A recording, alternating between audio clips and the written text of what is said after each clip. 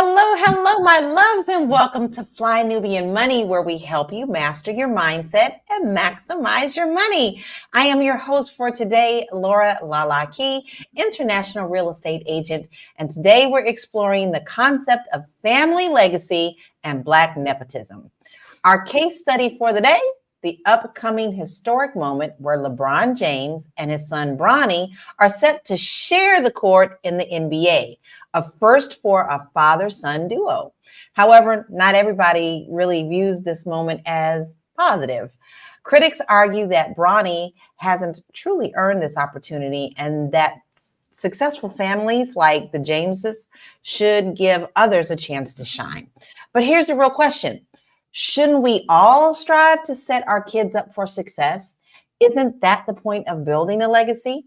And today we'll discuss family legacies, financial responsibilities, and how building wealth and opportunities for our children is often viewed, especially in the Black community. Plus, we'll look at the numbers like Bronny's $7.9 million Lakers deal and discuss the financial impacts of generational wealth. Now, joining me today are my queens, and we have a king on board as well. Constance Carter, wealth activist, Dr. Alicia Watkins, couples coach and social work professor, and Joe Corley, licensed therapist, mental wellness coach, and public speaker. Hello, panel. Hello, family. I hope you all are doing well today. Now, this is really going to be very interesting because we always talk about generational wealth, and we are a financial channel. And then you hear things like this, and then you hear battles going on about what's going on, just giving kids things. That's what people are basically saying, is that Bronny didn't have to earn this. But let's look at like a little bit of history of what LeBron's history and background is before we dive into what he's doing with his son. So LeBron James is the first active NBA player to become a billionaire. B, not M, with Forbes estimating his net worth at $1 billion in June 2022. In 2003, he was drafted first overall by the Cleveland Cavaliers. And then in 2004, he was named Rookie of the Year. Now, he also has won 4 NBA championships, 3 All-Star MVPs, 5 All-Defensive First Team, 4 MVP. Now, as much as I don't know about basketball, I know those things are good. So he has earned quite a bit in his career, and everybody loves him. We all call him King James, right? So I'm going to start off with a simple question. First, I want to say thank you to our viewership family. You are part of this conversation. So this question goes to you because I want to hear what your answers are as well. Dr. Alicia, did you inherit anything from your parents? And if you did, what kind of personal story do you have to go with that? Oh gosh, I'm a second generation therapist. And I hadn't even really realized that I grew up in a household where I had 2 parents that, it was all traditional. The 2 parents, they were married to each other. They had me and my brother, and they both dedicated their lives to helping the Black community. And my mom was a school counselor and a school teacher, and my dad was a social worker and a social work educator at Tuskegee University. So I grew up on a college campus. I would like to believe that I became a therapist because that's what I wanted to, but I just grew up in an atmosphere where my dad was about Black power. He wanted to teach at a HBCU. That was his whole, quest in life. He turned down money. He had opportunity to teach at a PWI, and for less money, he went to Tuskegee and ran their social work program for, 40 some odd years till he retired.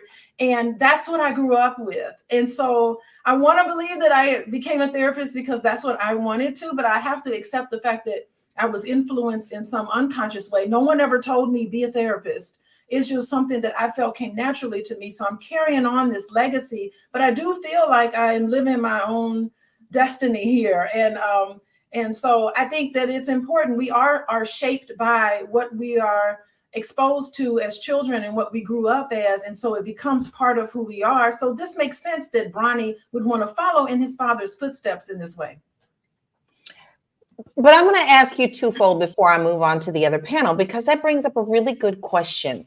You know, a lot of the times we expect our children to follow in the footsteps of their parents. Did you feel like this was something that you had to do, or it was part of your calling? I would like to think it's part of my calling, but I can't deny that there may have been some subtle, influences there. But when I told my parents what I wanted to become, they never guided me. Like my parents never said, you need to do this, you need to do these things. They never told me what to do. And I just loved being on college campuses. I loved learning, and I enjoy statistics. I enjoyed writing. I enjoy expressing myself. And I also enjoy being compassionate and empathetic, particularly to marginalized groups of individuals, people who were oppressed in some way. So that naturally led me to social work. But when I told my dad I wanted to get a PhD in social work, he said, "Are you ready? You ready for this sort of thing?" And I didn't know what he meant, but I know now what he meant by that. And he guided me through the process. So I think I did have an advantage because my dad had connections in social work education. My dad was one of the founding people who did a lot of things, and came into social work right when it was brewing in the 70s. So, he was very well known. Of course, I had a different last name, so people didn't know that it was me until much later on. So I wanted to make sure that I wasn't getting special privileges because of my background. But once you're in there, you have to show and prove yourself. And that's what Bronny is going to have to do. Yeah, he made it to the NBA, but hey, he going to be benched and he has to show and prove. And that puts more pressure on him because he's there now. The struggle to get there may not have been similar to everybody else in the NBA. And so now he's got quite something to overcome. Yeah. Yeah, I believe he does too. Constance, now I'm going to throw that question to you. Did you receive any type of inheritance from your parents? And that includes money, property, lessons, values. What is it that have you ever had this experience, and can you share that with us? So first of all, I want to say, man, Dr. Alicia, your family sounds like the epitome of Black excellence, which is the thing that I am striving to do for my children. That is a beautiful thing to see. It makes me want to cry. It makes my heart really warm because I think that's what we all dream of, right? We dream of creating these lives for our children that they would aspire to do, that maybe that they can go and just take that legacy to the next generation. I mean, I think that's wonderful. So I loved hearing that. And I want to sit down and hear more about it when we can get to a one-on-one, because I think that's amazing. We need more stories like that of Black people. But for me, I got bad credit from my family. I got bad credit from my mom and daddy. That's what I got from my mom and daddy.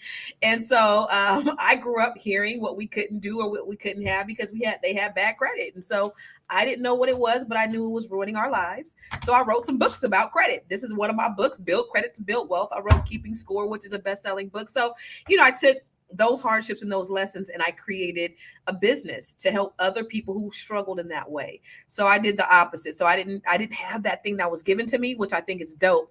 But what I want to do is I want to do exactly what her family did and pass it on to my children. So I think that's amazing. Well, I already think that you're doing that very well. I love your family dynamic as well. So out of what you felt like you didn't get, you pass it along to your children. Exactly. So Joe, I'm going to ask you, have you inherited anything from your parents? And if you have any personal experience with that? Yeah, generational trauma. I got that. But I think when we were talking the other day, well, y'all were talking, I was just in the comments about estate planning and how that works out. Both my parents, I had both my parents on my 15th birthday. By the time my 17th birthday came, they were gone. And, they didn't pass on anything. They weren't prepared for that moment. So it was nothing. And I had to basically get it out the mud from scratch. And not only that, none of them had done what I was trying to do. Like, I'm the first to go to college, the first to experience that. So there was no one I could even reach or lean on to say, well, how do I do this? Or how is it supposed to work? Or, what am I was figuring it all out, literally as I was going. And I got to college and, I didn't understand anything about majors or how to, build on my talent or take these. I mean, I didn't understand anything. So no, I I didn't get anything past Alpha. Did you say you hated them by 15 and you lost them by 18? Is that what you said? No, I had them by at 15 years old. Both my parents were alive, and by 17, they both were deceased. Oh, got it. Yeah, and it was And so so it that wasn't set you up for a different experience as well. absolutely. Yeah, I had to, but with that experience, I have been able to, be a support. I kind of the same way Dr. Alicia, felt like she was driven into that calling. That those experiences drove me into the calling as well. But I went to college trying to be Marcus Graham from Boomerang. That's all I wanted. Marcus. All I wanted. I saw Boomerang. I don't know if Boomerang doesn't come out. I don't know if I even go. I don't even know if I go. I just wanted that. I said, "Oh, yeah, that's what I want to do." That's what I want to do. Well, me, I got a lot of life lessons and I got a solid tribe, but there really wasn't much to pass down. The way I grew up was so strange. If people have followed us a long time, I was given to my aunt at the age of 3, who had already had 5 boys. They were all grown and gone. And so, of course, the 5 boys in that family, got the inheritance. So, and my dad didn't really have anything, but I had plenty of love. And I don't feel like I missed out on any of that at all. And I also worked very hard for everything that I have, but I had those life lessons that helped me to get where I am today. But, I think the problem with this is people feel like this young man hasn't earned this opportunity. And we're definitely going to delve into that, because this is a little deeper than what we're saying. This is more than I feel like he's just getting something. So we're going to delve into that and look at some of your comments. So now we're going to take this short break. We'll be right back. Hey, if you're just tuning in, you are watching Fly Nubian Money, where we help you master your mindset and maximize your money. I am Tierra Williams. I'm also known as Miss Black Hollywood, and I am the proud producer of this show. So I hope that every day when you join us, you leave a little smarter than you came, because that's the point. Otherwise, why are you watching? So if you want to receive notices for when we go live, Fly Nubian Money goes live every single day. That's Monday through Friday at 1 p.m. to 2 p.m. Eastern Standard Time. So if you don't know, now you know. All you have to do is text the word Queens. That's Queens. That's Queens to 87948. That's 87948. That's Queens to 87948. Yes? If you want. Yes, go on and do that. Queens to 87948, so you don't miss anything that we do. Listen, there is a great comment here. Double A says, I'm a diehard Laker fan and cannot stand LeBron or his son, but I'm not mad that he got to move up. It's rare that Black folk get these privileges. Hopefully most of us get it. It's called generational wealth. And that makes me want to ask you all a question. We've talked about how we were raised, but Constance, how do we give our children more than what we had in helping them reach their ambitions and their goal, and give them kind of a drive and a hunger to get to it? Yeah, I'm telling you, just lead by example. It's so funny because my daughter, she's licensed. She got a real estate. I'm in real estate. I've been in real estate 20 plus years. She got licensed in California when she was 19, just kind of have it while she was in college. And then she just got licensed here in Maryland. And so I'm really going to be helping her to craft her business to really make sure that she's successful. I'm going to undergird her with everything that I have. But it's funny that when she was in college and I was saying, listen, I got this business. This is when, I built the largest Black-owned real estate firm in California. My thing was to pass it to my children. She's like, I don't want that. This is my son said, I don't want that. I want to forge my own way.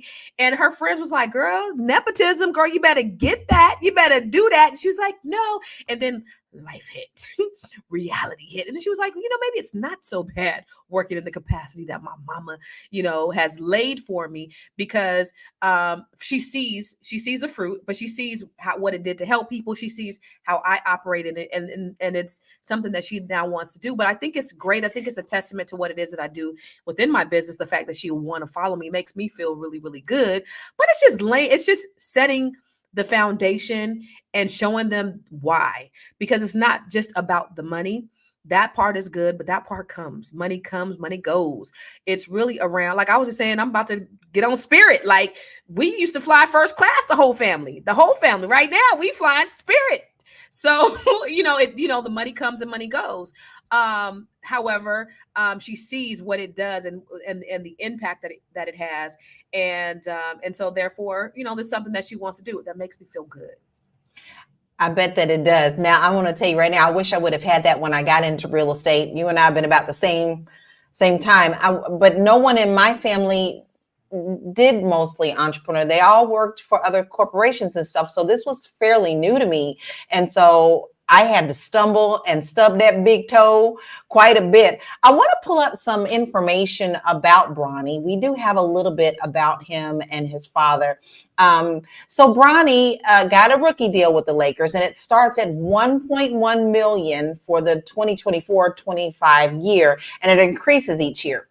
Now, with that being said, guys, we do know, we had this when we were talking about football and why people blow their money. This is low compared to this is on the lower end. He's going to have to prove himself. So they're making history with this, but he still has to make his own history. And I don't really feel like he's riding his dad's coattail. With them working together, I feel like his dad is setting footprints. He's already set footprints, but even deeper footprints for him to follow. But Big Mac actually says it's who you know sometimes, not what you know or can do. And that's just the game sometimes. I'm asking you, Joe, do you feel that is true? I'll say this. I feel like, what we're looking at with Bronny, his contract is probably on the low end of the money that he even brings in right now. He makes over $1 million playing video games. He has endorsement deals, out the wazoo. That money is not about, his being on the Lakers is not about the money for him. It's about fulfilling the dream. Like, he actually wants to be in the NBA. He wants to be successful in the NBA. So, just like all of us who, want to do something, and you have the opportunity to go do it, why would you not go do that? It doesn't make any sense for him not to pursue this. So anybody that is critical of him getting paid for that, I really question, I question where you're at right now mentally, how hurt you are, who hurt you, what's really going, who hurt you, what's really going on? Because are you turning it down? You turn it down. Right? You ain't gonna turn it down, but you want him to turn it down. It's crazy. Are you turning it down? No. So no. But how is this any different, guys? I mean, this brings me up to something else as well. So remember just a few years ago when all those parents got in trouble for paying all that money at USC. A lot of big name stars were paying to let their children get in, and they ended up going to prison. So my question is, they was white, so they paid to prison. They paid. They went in for their little terrible meal, so they can come out and say, "Oh, I went to jail." So how is this any different than what is being done in this situation? And is this a standard? Is this a double standard for our communities? I'm going to throw that to you, Dr. Alicia. Do you feel like that there's a double standard in the world when there is other families and other groups of people, and then it comes to us, it's a different thing? That's an interesting question. I did follow that story about wealthy parents paying to put their children into universities that they otherwise would not have been admitted to. And I think that's really interesting.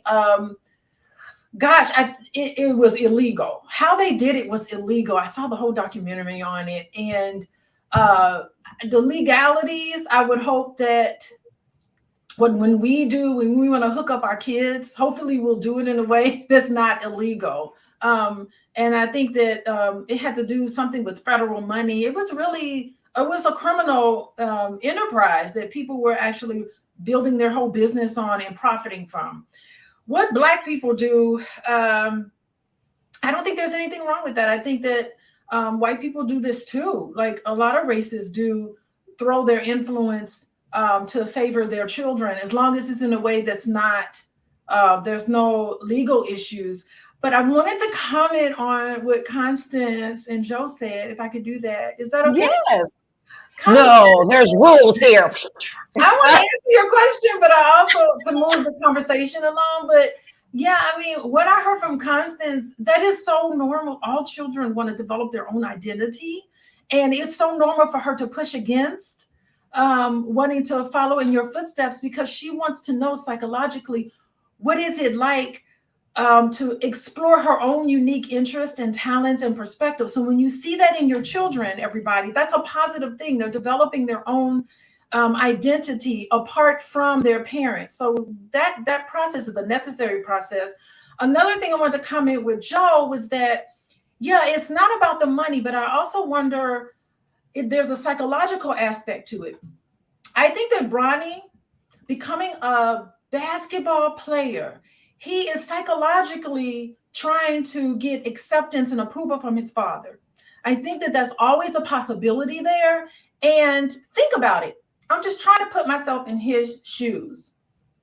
Here you have this famous father who spends half of the year away from home, half of the year traveling, and you can only connect with your father via whatever method, if you could travel to get there. I'm certain during schooling years, he had to go to school, so he couldn't travel along. I'm thinking you see your dad on TV, you look up to your dad, but he's not with you because that basketball schedule is grueling during the season. So I also wonder if this was some psychological way of trying to connect with his father, who may have been missing during significant portions of his childhood. And he's reliving what he felt like he missed by going along with his dad. It could be driven, because it's not driven by money. It could be driven by this need to connect with your father figure, which absolutely makes sense. Maybe there's some sort of unconscious decision to make this career decision to connect with what he may have been missing, having a father away and traveling and doing all these things. So that's what I wonder about that. Yeah, I think that's a really good thing to bring up. Now, Constance, I know you wanted to answer that question. We were talking about what's, are we different when it comes to other communities who are doing the same thing? I know there was an illegal aspect to it, but we know backroom deals go on all the time. Oh my God, so many things. So remember the black lady who went to jail for saying that she lived in a different address, just trying to get her baby a better education. So you see the double standard that happens for us. So I want to talk. I would say that, get that out the way. When I think about a couple of things, one of my a guy who used to be my tenant, his name is Rob Owens, and he used to be my tenant, and he ended up building a $30, $40, $50 million business. He's doing really well. He created this thing called the Bump Box, and it's these big boom boxes. I don't know if you've seen them. They're in all of these different, they're in NFL, NHL. He has all the rappers endorsing it, Selena, Aaliyah, like all these. So he's like, has this huge business. And one of the things for him is he won't, like, I do all of his financing and stuff, and he's like one of my mentees, but he making more money than me. But I do all of his financing, and he won't give that for his kids. He wants his kids to get it out the mud. He's a white dude, wants his kids to get it out the mud. He doesn't believe in nepotism, which I thought was interesting. The other thing is you got to look at it. 30% of CEOs of Fortune 500 companies are white. They hire people who are in their family. They hire people who look like them. They're not hiring people who look like you. So if we know that 30% of CEOs are white in Fortune 500 companies, only 3% of CEOs are Black for Fortune 500 companies. We're not able to give our children the same opportunities that other ethnicities are giving, because they're, again, when you look at nepotism, people are coming in based upon relationships, right? And so we don't have those same opportunities on that level. Then I think back to a post that I did a couple of years ago about me giving my 18-year-old son the keys to his first property. I bought him an investment property, gave him the keys. It was beautiful, had a nice little song, and went viral. All these people were commenting. It was mostly white people that were saying, oh, he's spoiled. He need to get it out the mud himself. Black people was cheering us on, but white people were on there saying, oh, why you spoil that boy like that? So I thought that was very interesting, because them McFack motherfuckers do it all the time. But as soon as we try to do the same thing for our children, which we should be doing, which we're supposed to be doing, then we get pushed back. And then it's really a lot of self-hatred. Like I agree with you say, Joe. I question your mental. Because if you saying that somebody shouldn't give their child the opportunity to succeed, when you look at all of these, that's what it's about. That's why we do it. That's why I get up every morning. And so I can give my kids opportunity to do better than me, to give them opportunities to go further than me. So if you're saying that I should not give my kids an opportunity, I question your mental. And I bet you probably live in some type of impoverished situation, because if you don't, who don't want their kids doing better than them? That's just crazy talk. So, it's all of these different things that were going through my mind as I was listening to Dr. Alicia and listening to that question. But I just think that that should be our why. Why shouldn't we be giving our kids the opportunity? Right. And we got someone who definitely agrees with you. Jalen Wash says white fathers bring their sons in the company all the time, but it's a problem when LeBron puts his son on. Wow. So I'm kind of with you on that. I think that sometimes it could be a double standard, but we have so much more to dig into, but we're going to take just a short break. We'll be right back. If you want to grow your money and not blow your money, as Constance says, check us out at flynubianmoney.com. There's all kinds of resources, programs, videos, resources. In 2024, there's no reason to be broke when there's information all around us. So get your money right. flynubianmoney.com. FlyNubianMoney.com. Go on over there and get your money, because we got all sorts of things over there that help you build your wealth. And that's what we're talking about, is we want to make you get your money right and your money tight. So listen, I want to pull up a little bit of, because we're talking about, how do we help the next generation get better, right? So let's look a little bit about LeBron's history, because I think this is quite telling. So he was born in 1984 to a 16-year-old single mom. He never had a relationship with his biological father, who was reportedly in trouble with the law. And this is a picture of him and his mom. I absolutely love this. LeBron and his mother faced poverty, including problems with housing and education. They moved around a lot, up to a dozen times in a 3-year period. And when LeBron was in the 4th grade, he missed 82 days of school and was sent to live with a foster family temporarily. Now, fast forward to his relationship with his mom. LeBron has said that his mother's love and devotion made it possible for him to pursue his dreams. But I love this. He has also said that the most important thing that you can give a child is love and attention. And that's what his mother gave him. All right. So that tells a lot about how he wants to see his children succeed. So, Joe, in the Black community, it's rare. It's really rare to see generational wealth passed down, but we're seeing more examples like this family. So how important is it for us to build the legacies for our children, both financially and in terms of opportunity? Yeah, and not only financially, but the way that he went about growing it and passing it on, I think is also important, through nurturing. If you go listen to like a bunch of like Shaquille O'Neal interviews, you'll see that, he like glorifies abuse quite often, right? And he kind of passes that along to what he believes is, the necessary way to lift up his children. I mean, just go listen. You'll hear like he got hit in the mouth all the time.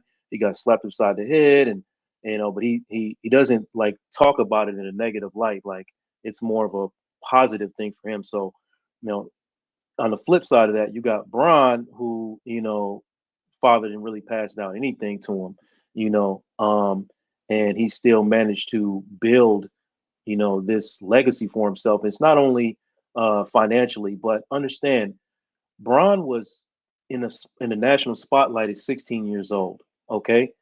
And he was a multimillionaire by the time he was 18 years old. So imagine all of the debauchery and the mistakes that he could have made, and he didn't do that. He took this one woman. As far as we know, we don't have any evidence to the contrary. So he took this one woman, this Black woman. He married her. He made her a wife, a mother. He took care of his mom. He lifted up his entire family. You don't get him. He's not caught up in any scandals.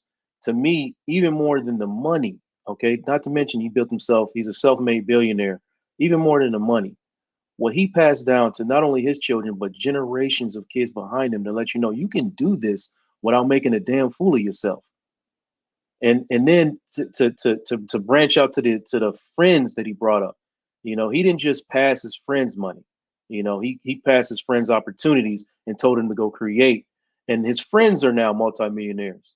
We're not talking about what this man did enough. We're not talking about it in a proper way and how important it is for the generations behind to watch what he did. That's what's important.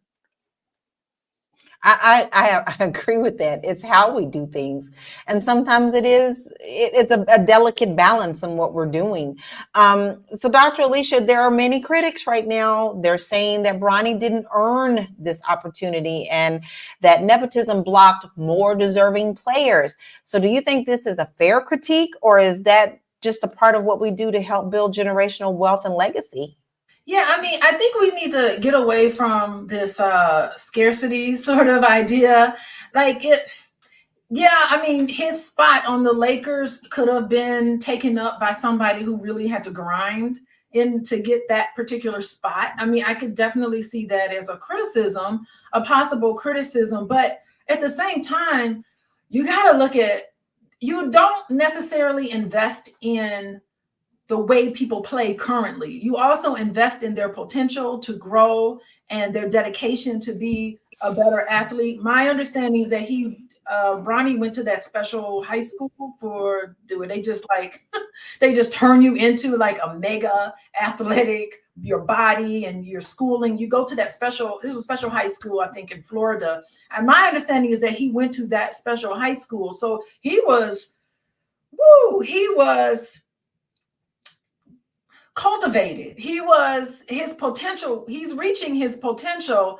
It was really developed in him. So he has everything that it takes to be a star, not only as good as LeBron, but even better. I mean, he has what it takes to even be better. My thinking is that I am curious about how Bronny interprets his position on this. Does he think it's well-deserved, or does he think, I think some nepotism is helping me? So I'm wondering if there's any imposter syndrome happening with Bronny. I don't know.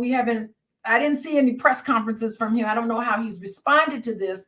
But for me, psychologically, he has a hurdle to overcome, because I'm certain he's hearing these criticisms. I'm certain people on the basketball team may be saying that to him, because my understanding is that rookies go through some sort of light hazing situations. My understanding on basketball teams, they get hazed. So I'm certain he's hearing these comments, but not only it's a physical toughness, but it's a mental toughness. A lot of it is mental. I did my boot camp this morning, and they paired me off with this really fast lady. And I was like, oh Lord, I'm about to die today. This lady gonna drag me across this court.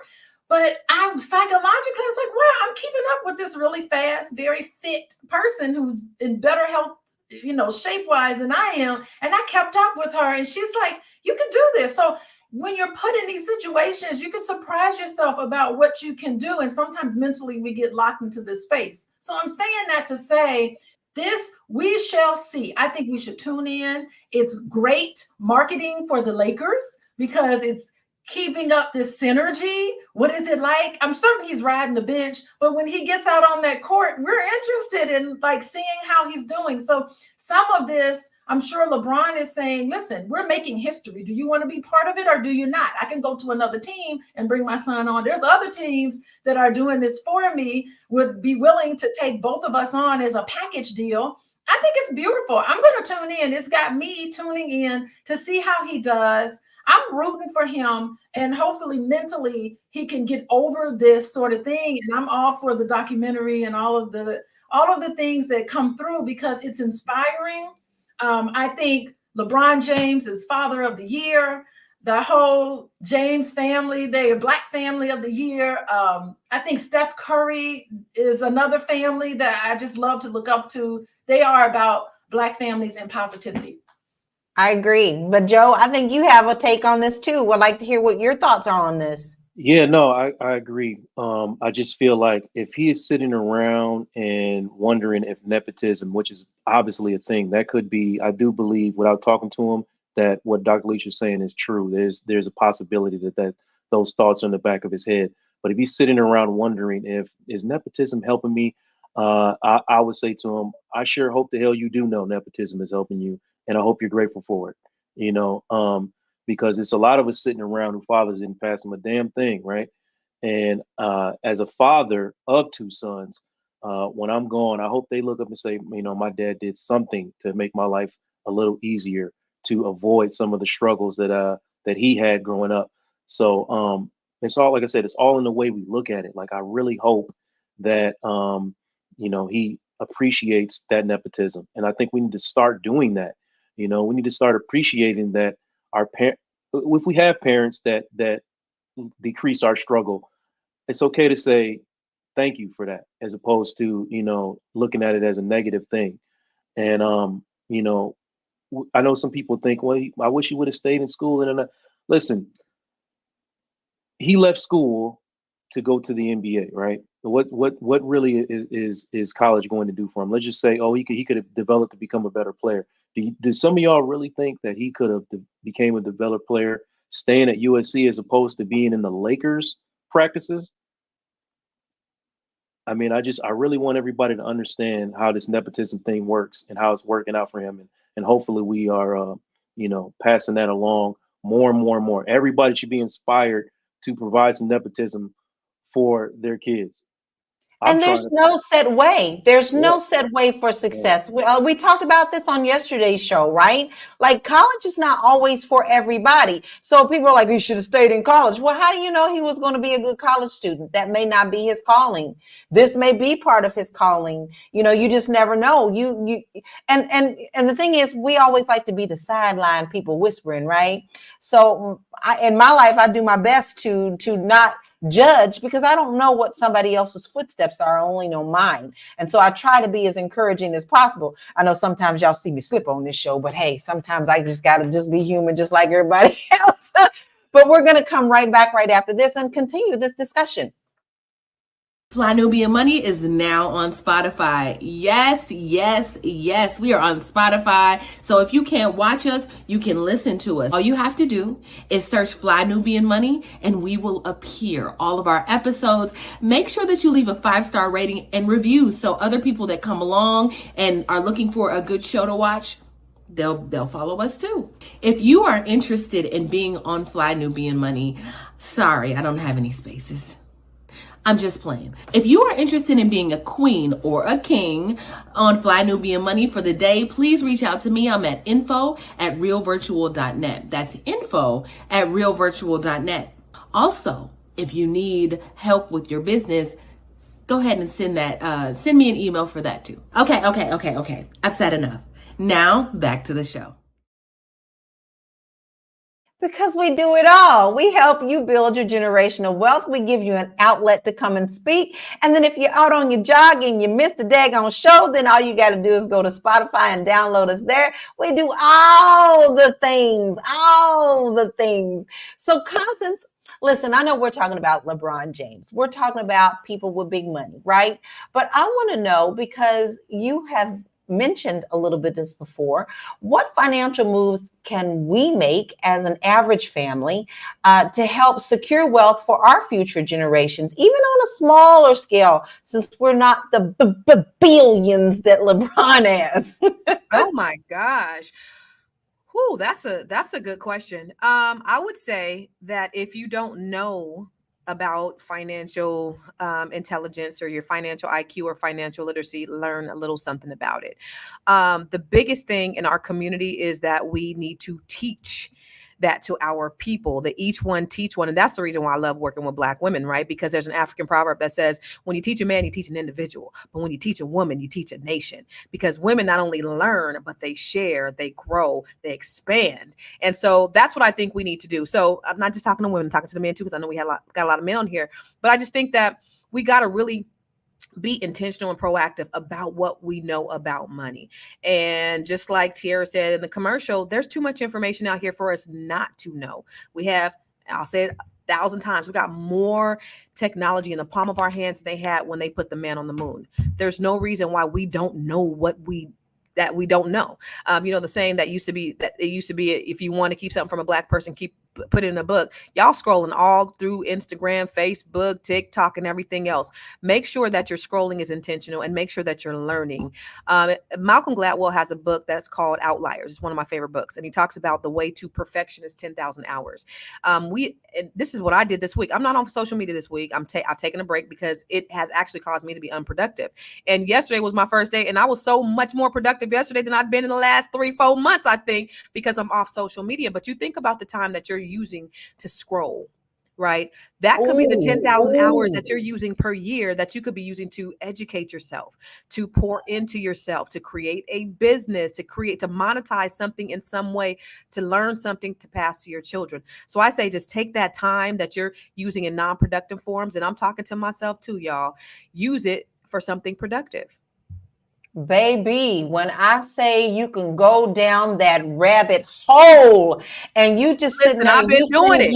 I've been commenting on everything on the Shade Room and Neighborhood Talk and everything else. Been doing stuff I need to do. And you look up and you go, oh my God, it's 2 hours later when you could be doing something more productive. So literally this week, I downloaded a social media timer for myself because I was just letting myself slide on down that Alice rabbit hole. And next thing you know, it's time to go to bed. But Full of Grace and Truth says, stop making your kids start from scratch. That's crazy. What have you been doing all of your life? Joe, I want to know what you feel about that. And how do we move from just surviving to building wealth? I agree 100% with that. I feel like, expecting our children to just turn around and build from scratch is a detriment to us, a detriment to the generations following. And I feel like what we need to be doing is doing our best. I hope that's what everybody's goal is. What are we doing this for? I mean, in Constance, what are you working so hard for, Dr. Lisa? What are you working so hard for if it's not to build a stronger foundation than the one that you bounced off of? If not to build something for your children to start their own legacies and just eliminate, even if it's a micro fraction of the struggle that you had to deal with. And yeah, what are you building that for? So how important is that? Listen, I speaking from personal experience. Okay, I graduated. I was like one of the only black kids in my school to graduate with honors. I had supreme talent. Okay, but no foundation. So I had to like hit my head 100 times over. When I was in high school, I had my own apartment before I graduated. I had 3 jobs to try to maintain. All of these things were taken away from the talent that I could have been using and putting forth into an education. I didn't have anybody to say, hey, don't go to this PWI, or don't go to this environment that was going to break you down and tear you down. So I had to go through all of that. Now, I have 2 intelligent sons that are stumbling and bumbling through life. And yeah, they're going to have their own stumbles, their own bumbles, but they will not be the same ones that I had. They will not be the same ones. So it is critical to answer your question, Lala. It is critical. It's critical. I agree. I totally agree. Full of Grace and Truth also says that we must make a way for our children and build our families into a power structure mentally, physically, spiritually, and financially. So I do want to take it to the mindset and the mental health aspect of this. So, Dr. Alicia, how does the pressure to earn success on their own affect our children's mental health? And what can we do to help foster a healthy balance between ambition and support? Yeah, I have this battle with myself. Like, I wanted to channel Athena. Man, I need to just live a soft life. Why am I working so hard? Let me just sit back and do nothing. Like, I have these conversations with myself. Why am I so ambitious? That is something to think about.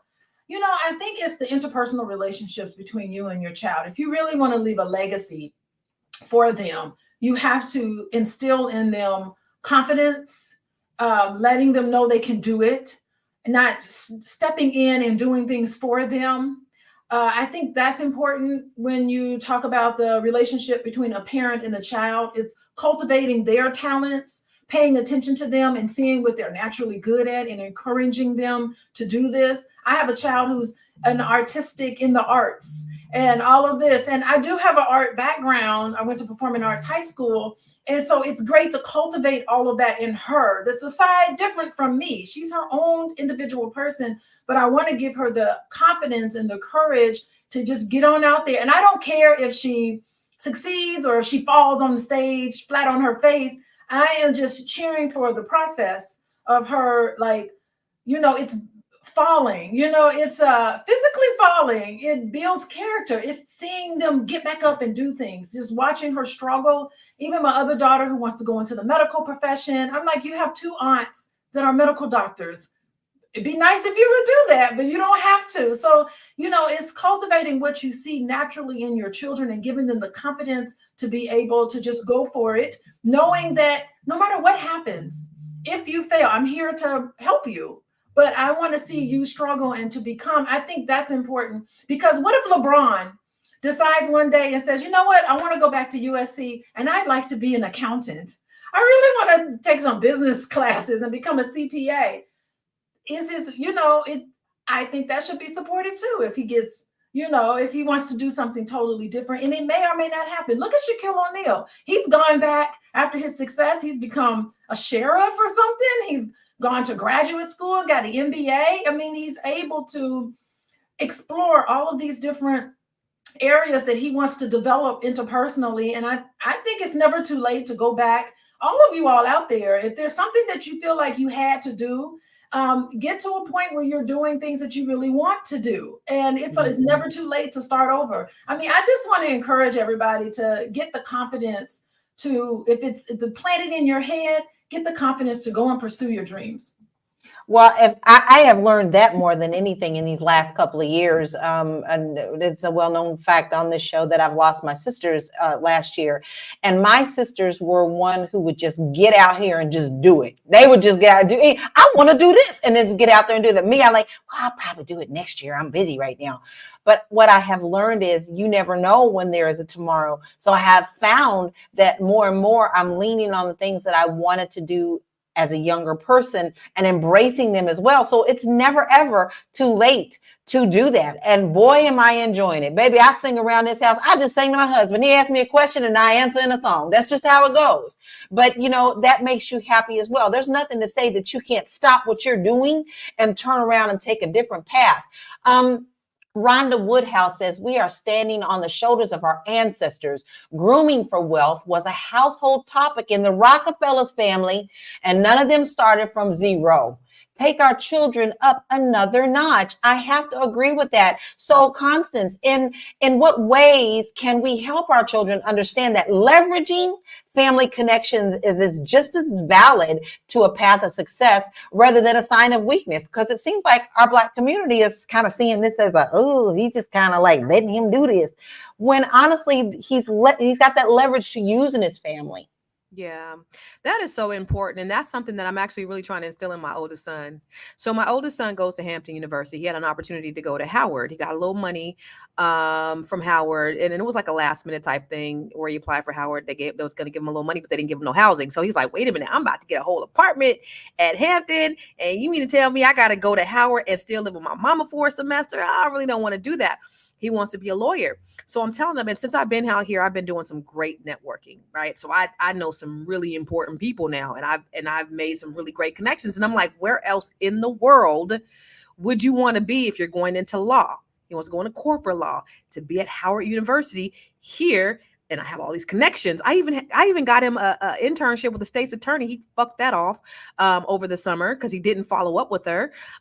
So yes, right. And it was so funny because I had another really prominent attorney that I know very well.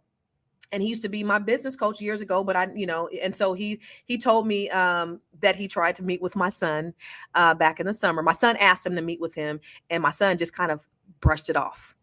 And so the gentleman told me, what I don't think your son understands is that he has privilege because of you. The only reason all these other students his age are lining up to meet with me, but because he is your son, he is in the front of the line. He's at the front line. And he just kind of, so now he's like, he's a man. If he wants to talk to me, he's going to have to come to me. Ain't going to be no mama, being the intermediary, allowing him to get access to me. Now he has to do it like a man. So if he wants to come, he has to come to me like a man.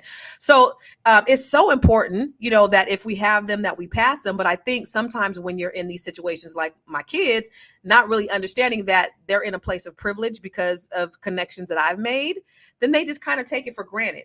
And so that's what we also have to do is, as parents, just maybe stepping back and maybe not being so free with the connections and maybe make them work for it just a little bit, right? That balance. But, I'm trying to figure that part out, Dr. Alicia. I'm trying to figure out what that balance is to not give them access to everything and make them work for it a little bit so that they appreciate it. That's the thing I'm having. And I think, actually, to be honest with you, my son is learning, because now he's getting hit upside the head with all this stuff that, has come because he didn't do what he was supposed to do. So they do learn, but what do I do? What should I have done as a parent that would have not made him think that he had all of this access and that, made him appreciate it maybe a little bit more? What could I have done differently, Dr. Alicia? Yeah, sorry, I had to unmute myself. I think experience is a great teacher. He has to be able to, there's something to the process of having the hunger and the strive to want to make your own connections. He did not see, I'm going through the same thing with my own son. Like, there's so much that he can do, and you see so much light there, but it's their own process. Let him, I think it would have been better if he had come to you with this idea, or you could just plant the seed and say, let me know when you're ready.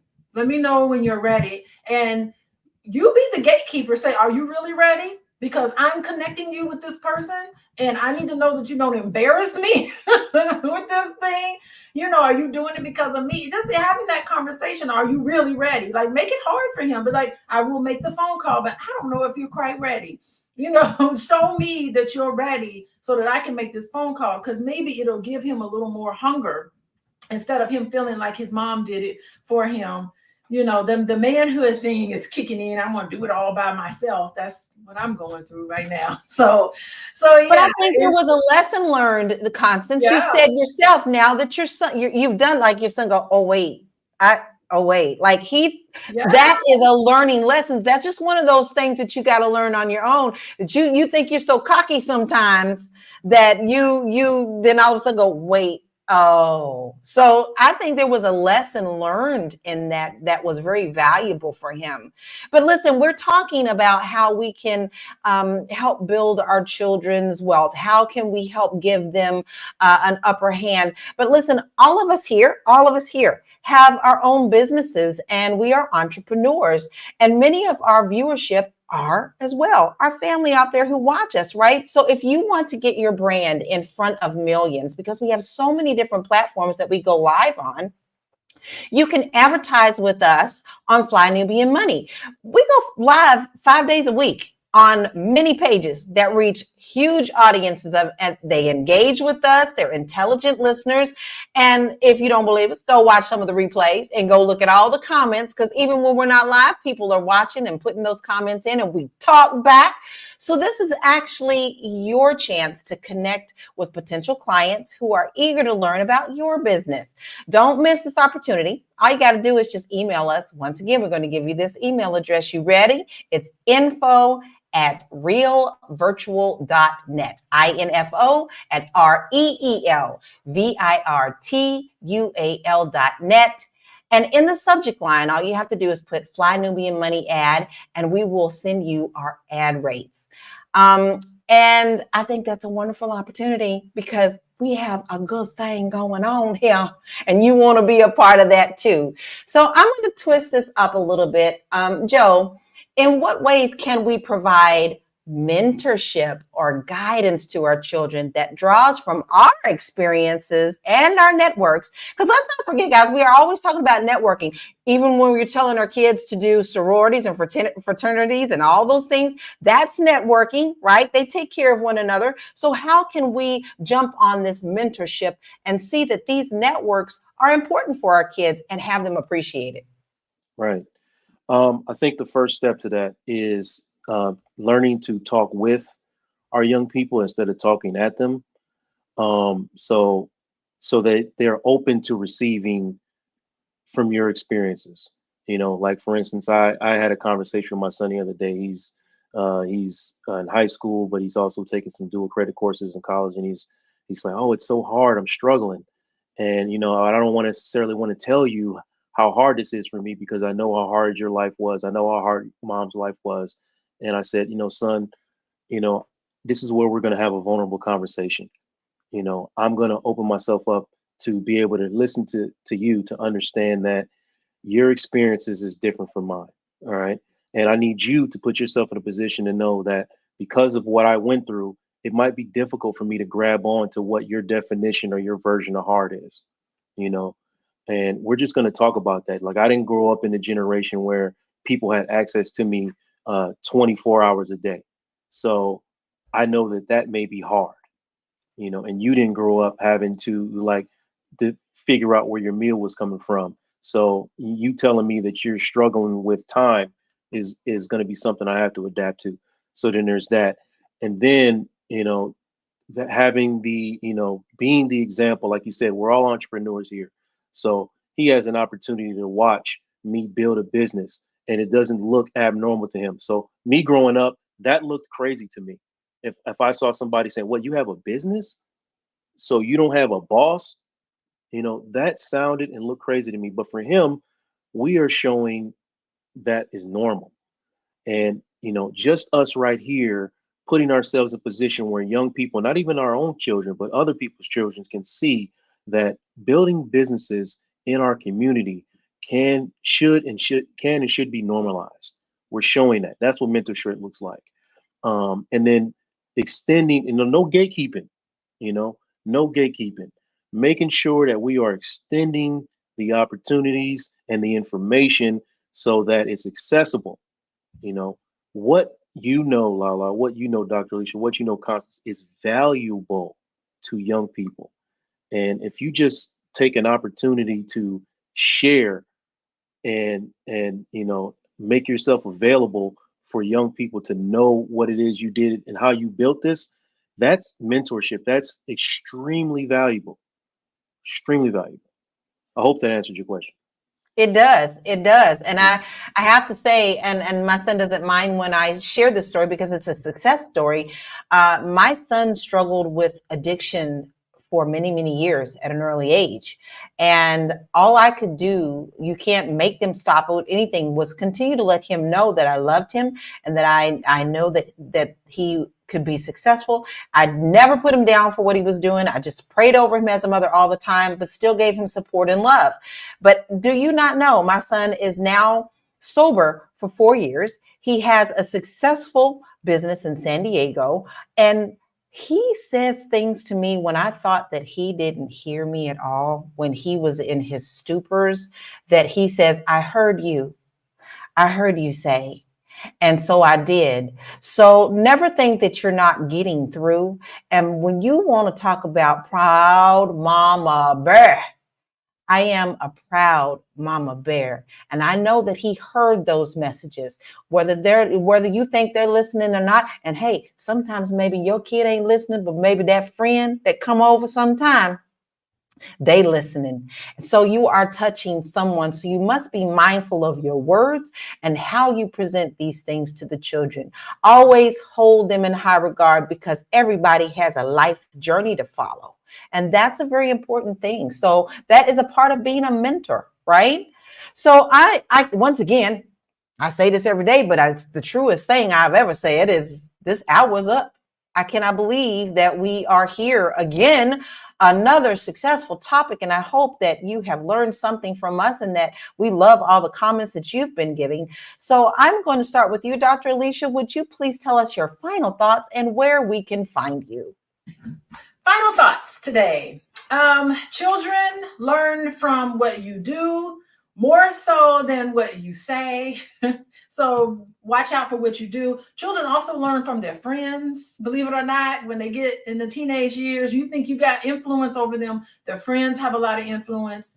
So that's something else to keep in mind. And I think that I like what you had to say, Lala. I think that as parents, we have to stop with the helicopter parenting, because all that does is it enables them to continue to make their mistakes. And if you have a loved ones with addiction issues, definitely Al-Anon is wonderful site to go to, because they teach you different ways where you can't enable them to continue their behaviors that's not promising. But I think that even outside of addiction, you do need to think about, are you creating an opportunity in your children to grow and to explore, or are you enabling them by bailing them out, by doing for them things that they need to kind of get up and do on their own, thereby enabling them to be able to continue to make mistakes and not learning from their mistakes and sleeping in the bed that they create. They made that bed and letting them sleep in it, and supporting them. So it's a fine line between doing for your children versus trying to encourage them to do. They have what it takes to do it on their own, even if they make mistakes.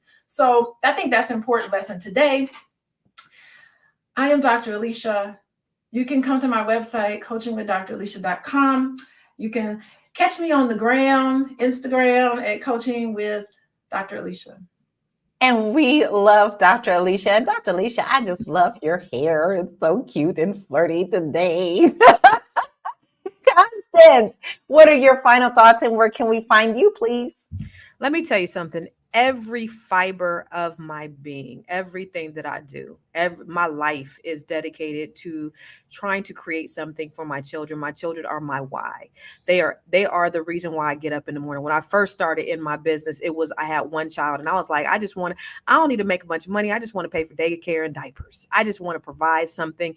And then it became about building a real legacy. But when you have a purpose in why you do what you do, it's so easy to get up and do what you do. But when you also have a purpose to create a legacy because you want what you do to go beyond you, that gives it so much more meaning and so much more power. And I love the fact that LeBron, I don't even understand why people don't like LeBron. Dude is a powerhouse on the court. The boy can play. He dominates. He just does. And then he's a great Black man. He's a family man. He's an investor. He gives back to the community. He's a great there is nothing that you can really say bad about LeBron unless you're just being a hater. He's just a solid man of integrity. That's what it appears to, that's what he appears. His family loves him. His kids respect him. His wife adores him. That's what you want. He's all of those things. And I haven't seen anything to the contrary. He might flop, and call fouls and he might make some commands on the court. But that's just what they do in basketball. He is a good stand-up guy. And I hope that my kids can do the same, that thing that I'm doing for them, that LeBron is doing for their children, and pass it on to their children. Where can you find me? Everywhere. I am Constance Carter. Tonight we got the B1 Real Estate Mastery Training, where I am showing investors or people how to invest in real estate all over the country. And guess what? It's not too late to join. You should join us. We're now investing in some property out in Detroit, and we got a lot of stuff coming up. If you really want to make some money, grow your money, and not blow your money in the real estate game, join us. B1realestatemastry.com. Detroit City. You better go on and jump on that, because I'm all about you getting that money from real estate. I'm telling y'all, don't y'all wait too late. Joe, what are your final thoughts and where can we find you? I saw Bronny check in the game the other day, and I kind of watched as LeBron try to reserve his emotions, but as a father, I knew what he was feeling, and I thought to myself, man, parenting is so weird. If you're any good at it at all, then it's probably the most scary and fearful thing that you'll ever do. And a lot of what we're hearing here, and a lot of what we're talking about, is operating from a place of fear, because you really want your children to have the best lives possible, and you also don't want them to come anywhere close to the same mistakes that you made. And because of that, we sometimes operate from a place of fear, and that fear can show up and sometimes look like anger. and we end up in a position where we're like yelling or doing all kind of stuff with our children, but really, what we really need to do is talk to them instead of at them, and let them know, where we're coming from, and recognize and realize that our children are not us and we are not them. We're talking about two totally different lives, two totally different generations.